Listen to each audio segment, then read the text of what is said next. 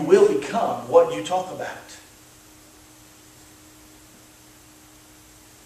Matthew 12, verse 34 and 36 says, O generation of vipers, how can you, being evil, speak good things?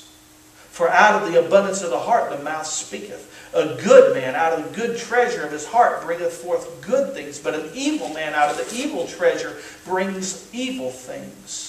But I say unto you that every idle word that men shall speak, they shall give account thereof in the day of judgment. For by thy words thou shalt be justified, and by thy words thou shalt be condemned.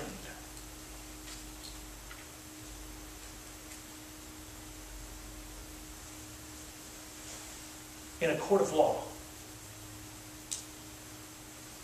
there was a time when technology was very limited, and you could record a human voice, but it wasn't accessible or admittable into a court of law because you couldn't really prove that was that person's voice.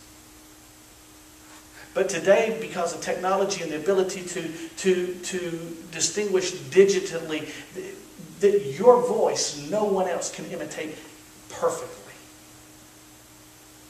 Your voice is almost like a fingerprint. No one else has it exactly. And now they've been able to catch those waves in such a way that you can determine that beyond a shadow of a doubt, that is that individual. The word says, by your mouth, by your words, you will be condemned, or by your words, you will be praised. What comes out of your mouth, God is going to say, okay, you condemned yourself. Or He's going to say,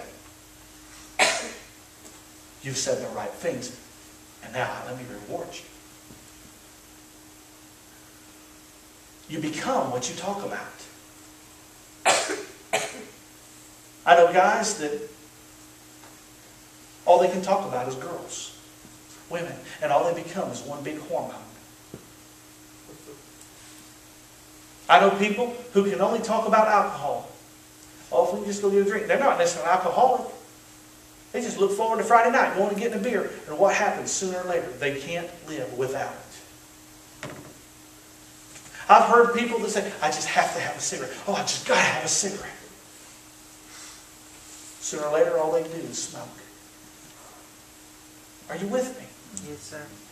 But I've also seen husbands or wives that all they do is downgrade their wife or their spouse or their husband. And sooner or later they're broken in divorce. Why? Because their words affected their attitude.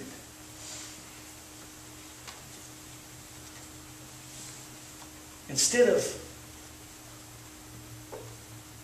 telling your wife what you really think about her, because she didn't have time to fix her hair and fix herself up because she was so busy taking care of your business during the day. Instead of telling her, well, gosh, I didn't marry that kind of woman. I thought I married a pretty woman. Start telling her what you remember of her. Oh, honey, I remember when we dated. You were the most beautiful woman in the world. And I still love you today.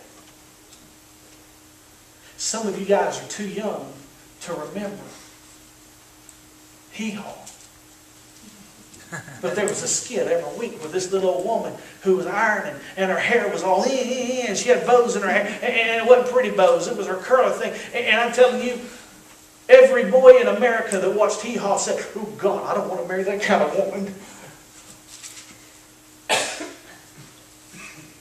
Some of them woke up one day and realized they married that kind of woman. Why? Because maybe your words beat her into that.